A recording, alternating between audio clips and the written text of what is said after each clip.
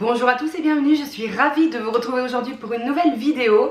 Et aujourd'hui je vous propose une vidéo, mon avis sur certains modèles de sacs que vous m'avez partagé notamment sur Instagram dans la petite boîte à sondage. Vous vouliez mon avis sur certains modèles, donc je vais vous le donner aujourd'hui. On va passer en revue ensemble une dizaine de modèles, du luxe, du premium, un petit peu de tout. Et je vais vous dire un petit peu ce que je pense de ces sacs, si je pense qu'ils sont tendance, si je pense qu'ils valent le coup par rapport au prix. Évidemment ça va rester un avis personnel, un avis qui peut aussi évoluer. Parfois il y a des sacs que j'aimais pas trop et puis finalement que j'ai fini par adorer. Je pense que c'est un peu le cas pour tout le monde. Donc si jamais vous n'êtes pas en accord avec ce que je vais exprimer aujourd'hui, il n'y a aucun souci, vous pouvez le dire en commentaire, mais tout en restant bienveillant. C'est pas parce qu'on n'a pas les mêmes avis que c'est forcément quelque chose de négatif. Et moi personnellement je juge pas non plus les goûts et les avis des autres. Même s'ils rejoignent pas les miens, j'estime que c'est pas forcément une mauvaise chose. Donc je vous demanderai de faire pareil avec moi. J'espère que cette vidéo vous plaira, c'est un petit peu nouveau sur ma chaîne. On commence tout de suite, c'est parti.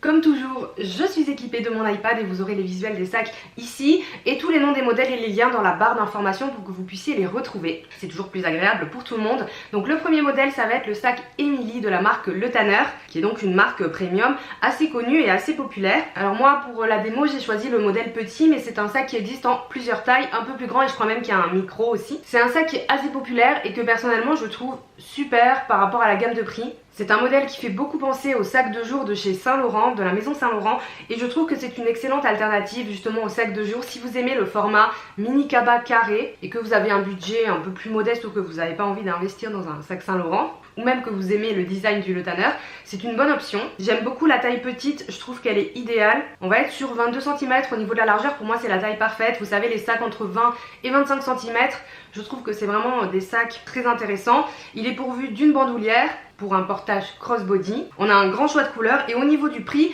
on est sur 400 €. Alors moi j'ai toujours trouvé que Le Tanner, les prix pouvaient être un petit peu élevés pour du premium. Ils font partie quand même de la gamme de prix plutôt haute. Donc moi je vais maintenir ma position au niveau du positionnement prix sur ce sac, même si on est sur du cuir grainé, les retours sont très bons, donc je pense que la qualité est au rendez-vous. Un petit peu cher. En revanche, des marques comme Le Tanner, on peut trouver pendant les soldes des petites réductions, en vente privée, etc., voire en seconde main. Donc moi ça serait mon conseil en tout cas pour ce sac, c'est aussi de chercher un petit peu le bon plan prix pour pouvoir le payer un petit peu moins cher que le prix neuf. Ensuite on va aller chez Hermès. J'ai fait aucun classement ou par prix dans cette vidéo, donc ça va être très aléatoire. Donc vous me demandiez mon avis sur le sac Airbag. Donc là j'ai sélectionné le Airbag 31, donc la taille médium en tout cas pour un sac à main. Il y a des plus grands qui sont plutôt des formats voyage. Alors moi c'est un sac que j'aime beaucoup, c'est un sac que j'aurais vraiment voulu acquérir. C'est un sac que j'ai essayé aussi dans un dépôt vente et que j'ai beaucoup aimé. Le seul truc pour moi c'est que ce sac est absolument pas pratique, que ce soit au niveau de son ouverture qui est fastidieuse et du coup au quotidien c'est vrai que c'est un peu compliqué, ou alors faut le laisser ouvert, mais comme la lance est par le haut du sac comme vous le voyez, du coup quand vous le portez en crossbody en fait ça ouvre le sac. Enfin j'aime pas trop ces sacs qui sont conçus comme ça. Donc bon, moi je suis plus trop sur le Airbag, mais je pourrais changer d'avis en soi, pourquoi pas. J'ai pas le prix exact de cette année, mais ça reste quand même parmi les sacs les plus abordables d'Hermès. En même temps il est quasiment qu'en tissu. Je sais pas s'il y a des versions en cuir, mais je crois pas. Après le but du Airbag c'est justement qu'on soit sur cette légèreté et du coup le prix moins cher qu'un sac tout en cuir. Je suis un peu mitigée. Est-ce que vous avez des retours sur le Airbag? Est-ce que des personnes l'ont? Et dites-moi si vraiment cette fermeture est infernale ou si on arrive à s'y faire. Et ensuite, chez Hermès, on m'a demandé mon avis sur le picotin. Donc du coup, il existe deux tailles, le 18 ou le 22. Alors visuellement, moi c'est un sac que j'aimais pas trop au début. J'ai un petit peu revu ma copie parce que franchement, je le trouve assez sympa. J'aime bien le fait qu'il soit mousse, un petit peu dégaine, etc.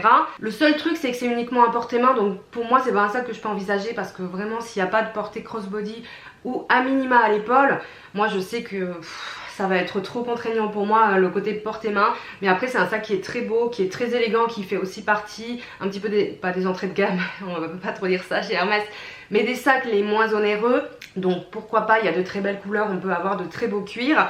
J'ai essayé les deux, la taille 18 et 22 encore une fois dans un dépôt vente à Toulouse, un peu différent, pas le même que le premier. Et j'aime bien, je trouve que le 18 on a vraiment cet aspect petit sac qui est vraiment très mignon. Et en fait quand on est quand même sur un sac un peu boule, il y a quand même de l'espace dans le sac, on peut utiliser toute la contenance. Donc même si vous prenez le 18, je trouve que la contenance est pas mal. Le 22 est un peu plus grand et je le trouve aussi très bien. Il y a beaucoup de personnes qui mettent des organisateurs à l'intérieur pour conserver justement sa forme parce qu'il est très mou et qu'il peut s'affaisser au fil du temps. Donc le picotin pour moi c'est oui. Ensuite on va passer chez Coach. Vous avez eu des demandes sur 3 modèles, donc je vais essayer de pas trop m'attarder, j'ai l'impression que je commence déjà à parler beaucoup.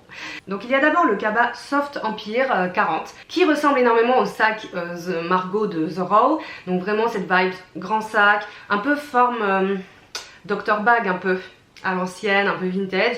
Moi j'aime beaucoup, je le trouve très beau. Franchement je le trouve super. C'est très tendance. Si vous aimez les grands sacs ou vous cherchez un grand sac, c'est top. Moi Coach, j'ai eu quelques sacs, je connais la qualité et franchement je trouve que la qualité est pas mal. Mais une nouvelle fois les prix peuvent être un peu hauts, donc vente privée, solde et seconde main on trouve. Alors ce modèle je sais pas parce que il vient de sortir et là vous voyez je vois qu'il est sold out sur le site.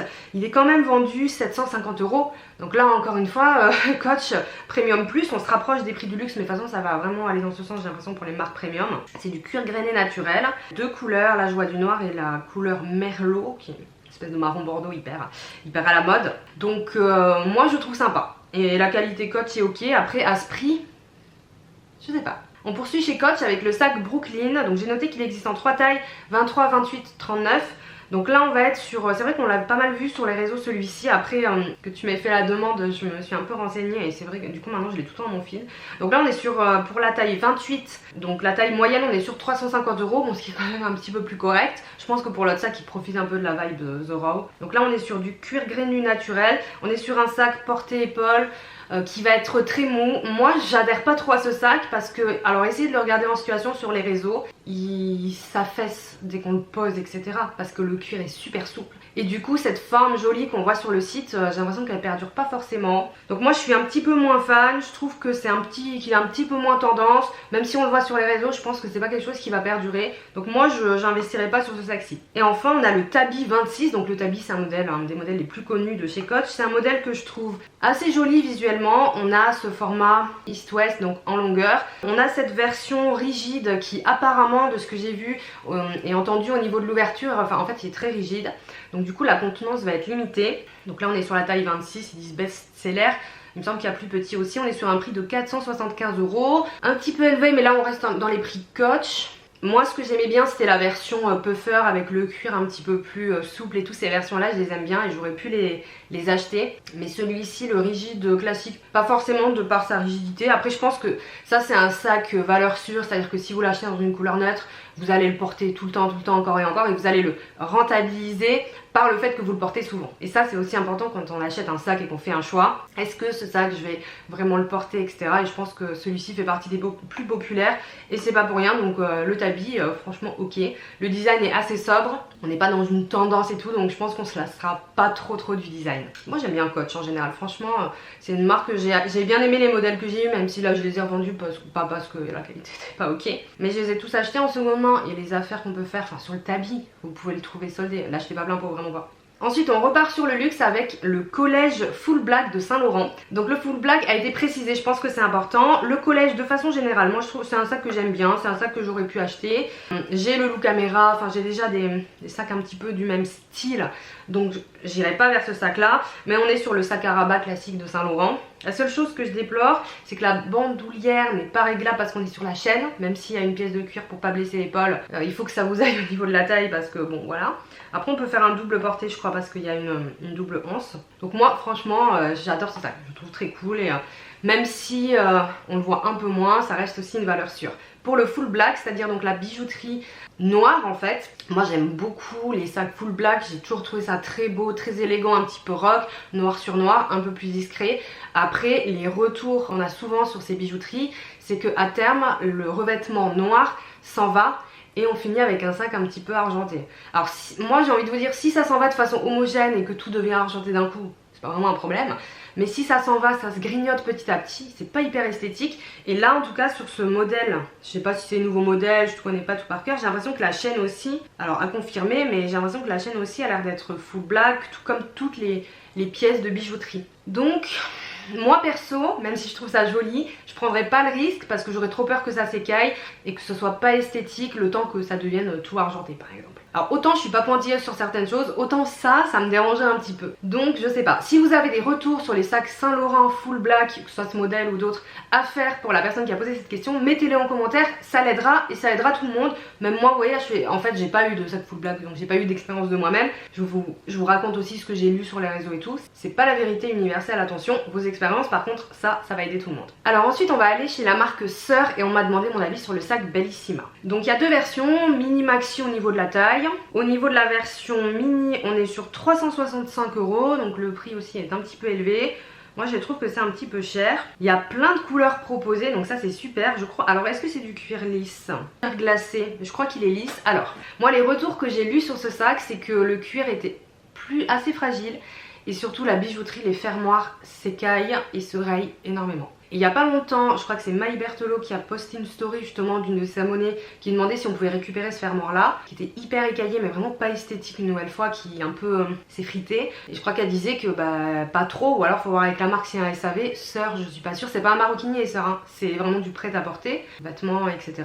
Donc moi, pour moi c'est non, parce que les retours sont quand même en grande partie négatifs. Donc perso je prendrais pas le risque entre guillemets, surtout sur un sac comme ça, qui honnêtement c'est un sac box super classique les filles, avec un fermoir qui pour moi n'a pas grande originalité. Enfin on en trouve dans toutes les marques un peu avec ces fermoirs là. Enfin vous voyez, il n'y a même pas un petit truc qui fait que ça se différencie de d'autres sacs box. Donc du coup à choisir, moi j'irai ailleurs et je prendrai surtout du cuir grainé. Parce que par rapport au prix et au retour qui sont pas top, je trouve que c'est une prise de risque. Il faudrait regarder en seconde main, si vous êtes intéressé par ce sac et même par tous les sacs, regardez les annonces en seconde main, même si vous ne voulez pas acheter, ça vous permettra de voir l'état des sacs, comment ils vieillissent, etc. Et ça c'est un super bon indicateur, c'est quelque chose que je fais très souvent quand j'ai envie d'acheter un sac. Alors les gens sont plus ou moins soigneux. C'est clair. Moi j'ai vu des loups caméra dans un état pas possible, alors que moi le mien je le porte très souvent et qu'il est pas du tout comme ça. Peut-être parce que je fais un peu plus attention, j'en sais rien. C'est pas universel mais ça peut vous donner une bonne idée. Donc petite astuce. Donc moi le Sœur, je passe mon tour. Une nouvelle fois, si vous avez ce sac, il est un peu polémique, il divise un peu, dites-nous en commentaire, c'est super important. Un peu dans le même style de marque, on m'a demandé mon avis sur le Gabin de Cézanne. Donc le Gabin, alors du coup c'est un cabas, mais je pensais pas, j'ai l'impression que c'était un petit sac un peu du même style. Donc le cabas Gabin, alors qui est vendu 340 €, je trouve que le prix est assez correct pour un cabas milieu de gamme. Après Cézanne, une nouvelle fois, c'est pas un maroquinier, c'est du prêt à porter. Donc moi je suis toujours un peu plus réticente et peut-être un peu plus dure avec ces marques là qui sont pas spécialisées et qui ont des prix quand même assez hauts entre guillemets. Bon après maintenant les cabas à 340 €, bon voilà, vous allez chez Cézanne. Alors le cabas Gabin, alors petit frère du maxi Gabin, ça veut dire qu'il y a une taille plus grande qui doit être plus chère. Alors pièce fabriquée dans notre atelier portugais, extérieur en croûte de cuir non doublée. La croûte de cuir c'est pas fou non, c'est pas du cuir pleine fleur en tout cas, du coup je suis mitigée. Parce que bon, est-ce qu'on fait pas un peu à l'économie en proposant ce type de sac quand on est une marque? Parce qu'en fait ça coûte que dalle à produire, c'est pas doublé et on met quand même un prix assez haut même si c'est fabriqué au Portugal. Je suis un peu mitigée aussi. Il y a des belles couleurs, il y a un effet suédine, bon, très tendance en ce moment mais il faut être un peu précautionneux. Pareil, moi j'attendrai, alors ce que Cézanne font des soldes, j'en ai aucune idée. Je crois qu'ils font des ventes, une espèce de vente privée. J'ai jamais acheté chez Cézanne, je suis pas du tout de cette communauté. Pourtant ils font des trucs sympas, hein, c'est pas ça, mais c'est pas trop mon style. Mais avec une réduction en seconde main. Faudrait regarder en seconde main ce qu'ils donnent au niveau de l'usure. Je suis mitigée, je serais ni pour ni contre pour ce sac là. Je sais pas, d'un côté le prix est pas trop mal placé. Il y a des finitions, il existe aussi en cuir verni, il est très beau, au même prix. En croûte de cuir ou en cuir verni, why not? En suédine, c'est un peu risqué. Sur les cabas qu'on trimballe partout, s'il prend la pluie, il pourrait se tacher, il faut au moins l'imperméabiliser, à voir. Ensuite, sac très populaire, le Marc Jacobs The Tote Bag. Donc là on m'a demandé mon avis sur la version cuir et la version tissu. Là j'ai pris la version cuir en taille small. Pareil, il y a plein de tailles et tout. On est sur 475 €. J'ai tendance aussi à trouver ça, en fait je trouve que tout est élevé, mais il faut vraiment que j'arrive à m'aligner avec les nouveaux prix du marché. Moi je suis plus favorable à la version cuir pour ce sac, parce que je trouve que déjà il est un peu plus beau, je trouve que les esthétiques sont plus sympas. On a pas mal de tons sur tons que je trouve un peu plus moderne entre guillemets. Après il peut peut-être être un petit peu lourd pour les formats les plus grands, c'est ce que j'avais lu. Là pour le small je pense que ça va. Après on est sur une bonne taille, franchement si vous cherchez un petit cabas pas trop mal, le small il est bien hein. 26 cm, impeccable. Moins cher qu'un sac de jour. Faut aimer après l'esthétique Marc Jacobs avec écrit comme ceci, The Tote Bag, Marc Jacobs sur le devant. Moi je me dirigerai pas vers ce sac là, mais en soi si vous aimez l'esthétique franchement ok. Il y a plein de couleurs et c'est vrai que l'avantage c'est qu'il y a plein de tailles quoi, small, moyen, grand, ça c'est très cool. La version tissu, alors j'avais choisi le médium, donc là on est sur 225 €, heureusement que c'est quand même beaucoup moins cher, ça reste un peu cher pour du tissu. J'ai lu des retours ni positifs ni négatifs, les gens qui l'ont généralement sont contents. Je pense que l'usure du tissu évidemment est un peu plus importante que sur le cuir, bon, ce qui est tout à fait logique. Après il y a plein de couleurs, ça c'est trop sympa. Là par exemple il y a un vert sapin, trop beau, en tissu. Et là je trouve sympa. En fait, moi ce que je ferais comme choix, c'est que si je prenais du tissu, je prendrais une couleur saisonnière qui change un peu d'habitude. Mais pour une valeur plus sûre, pour porter tous les jours noir, gris et tout, je partirais sur du cuir. Et encore une fois, solde, vente privée, seconde main. Sur ces sacs, impossible de payer plein pot. Enfin pour moi, impossible de payer plein pot. On peut vraiment faire une bonne affaire autrement sur la marque Marc Jacobs en général. Deux derniers sacs, on reste dans le Premium Plus avec l'Ancel et le sac Ninon. Donc là j'ai choisi la taille M pour la référence de prix. Alors moi ce sac je vous en ai déjà parlé dans d'autres vidéos, vous le savez peut-être, c'est un sac que j'aime beaucoup. Je trouve très beau, j'adore son esthétique, ce petit sac à rabat, j'aime bien qu'il y ait écrit l'Ancel sur l'anse. Vous avez vu, j'essaie de dire l'anse et pas la anse, parce que vous me reprenez tout le temps. J'essaie de faire des efforts, c'est vraiment pas naturel. Bref, au niveau de la taille pour le M, on est sur 23,5 cm, donc il n'est pas non plus très grand, mais par exemple en crossbody c'est super au niveau du portage. On est sur 650 €. Bon, l'Ancel, les prix sont assez élevés, hein, clairement. Le cuir grainé a l'air très beau, je les ai déjà vus en vrai ces sacs. Dans un corner l'Ancel et franchement je les trouve trop beaux et surtout les couleurs saisonnières qui sortent sont incroyables, mais aussi pour un petit sac du quotidien, why not. On est sur une chaîne donc pareil, pas réglable, donc faites attention à ce que ce soit bien pour votre taille parce que vous ne pourrez pas régler. Je sais pas trop si la chaîne est longue ou pas, j'ai pas eu de retour à ce niveau là. La contenance a l'air cool, le prix est aussi hyper élevé et on peut attendre peut-être des soldes de l'Ancel pour pouvoir avoir quelque chose d'un petit peu plus abordable si je puis dire, parce que 650 € c'est quand même pas rien. Après vous avez été nombreuses à acheter ce sac et à faire des retours positifs, donc j'ai l'impression qu'il a plutôt la cote, plutôt bonne réputation et que le rapport qualité-prix peut être aligné. Après moi j'aime bien toujours essayer de chercher la bonne affaire, mais au niveau visuel etc c'est un bon basique. Je pense que l'Ancel c'est aussi une valeur sûre, donc franchement grave ok. Et on termine avec Chanel et vous m'avez demandé mon avis sur le Trendy CC. Donc je comprends un peu le sens de la question, c'est qu'en fait le Trendy CC c'est un timeless sans être un timeless. Parce que déjà c'est pas un timeless, c'est pas de la gamme timeless. Il y a cette poignée, il est un peu moins cher, j'ai pas... Je crois pas que j'ai le prix. Je crois que j'ai pas trouvé sur le site, peut-être qu'ils en ont pas en ce moment. Vous savez Chanel... c'est toujours très compliqué leur site, j'ai pas mis de lien donc je pense pas. Moi je suis pour le Trendy CC. Je trouve que c'est une superbe alternative au timeless. Honnêtement il n'y a pas grand chose qui change. On a aussi parfois des dimensions qui sont un peu meilleures sur ces sacs là, où il y a un petit peu plus d'épaisseur et donc un peu plus de contenance. La poignée c'est du bonus. Moi je suis pas une team sac à poignée parce que j'aime pas porter mes sacs à la main et tout. Cependant honnêtement c'est super chic, un sac porté main ou au poignet et tout, voilà. Donc moi personnellement j'ai acheté ce sac, la poignée j'en ferai trop rien. Qu'elle y soit, qu'elle y soit pas, c'est pas très grave. Après, si une poignée change la gamme du sac et peut faire vraiment baisser le prix, oh waouh, vraiment, on s'en fiche, on y va, c'est cool. Pour moi, c'est pas un timeless par défaut. On retrouve le fermoir et on a l'identité de Chanel qui est vraiment là. Donc moi j'aime bien ce sac, j'aime bien son esthétique et je le trouve cool. Il y en a plein qui ont acheté ce sac en substitut d'un timeless et qui en sont très contentes. Alors toutes mesures confondues parce qu'on est quand même sur des prix démentiels. J'ai pas le prix, une nouvelle fois, bon si Chanel vous savez, mettez-le moi en barre d'infos si vous le savez. Est-ce qu'il a passé la barre genre des 5 000, 6 000 € ce sac? Je suis sûre qu'on doit être à peu près à ça, mais bon, timeless on est quoi, à 10 000 € maintenant? C'est dingue. Donc bonne alternative, et en seconde main aussi, ils se revendent un peu moins bien que les timeless hein, bien sûr, mais ils gardent quand même une cote assez haute parce que ça reste un substitut intéressant. Mais on peut faire des bonnes affaires je pense en seconde main sur les Trendy CC. Voilà, c'en est tout pour cette vidéo. Dites-moi si ça vous a plu. J'ai trouvé, c'est la première fois que je le fais, j'ai trouvé l'expérience assez sympa. Des fois je suis un peu peur de donner mon avis parce que je me dis bon c'est toujours un peu compliqué d'exposer un avis un peu perso qui pourra peut-être pas faire l'unanimité, mais bon il faut que j'assume un peu plus mes opinions. Donc peut-être que je ferai d'autres éditions de ce sac, dites-moi si ça vous intéresse. J'aurais bien aimé faire vos sacs, mon avis sur vos sacs préférés, mon avis sur les sacs que vous détestez. Bon ça c'est déjà vu sur YouTube, coucou, j'invente rien, mais je trouvais ça plutôt cool. Donc peut-être que je proposerai ça, dites-moi si vous connaissez ces sacs, si vous avez des retours d'expérience une nouvelle fois, vraiment mettez-les en commentaire pour tout le monde. C'est vraiment la valeur ajoutée de ces vidéos, c'est ça, c'est vraiment le partage et c'est hyper utile. Je reçois tout le temps des messages en me disant merci, grâce à ta vidéo j'ai trouvé un avis sur ce sac et tout que je cherchais, donc trop cool. Je vous remercie d'avoir regardé ma vidéo, merci pour votre temps, je vous souhaite une très bonne journée et je vous dis à bientôt, ciao.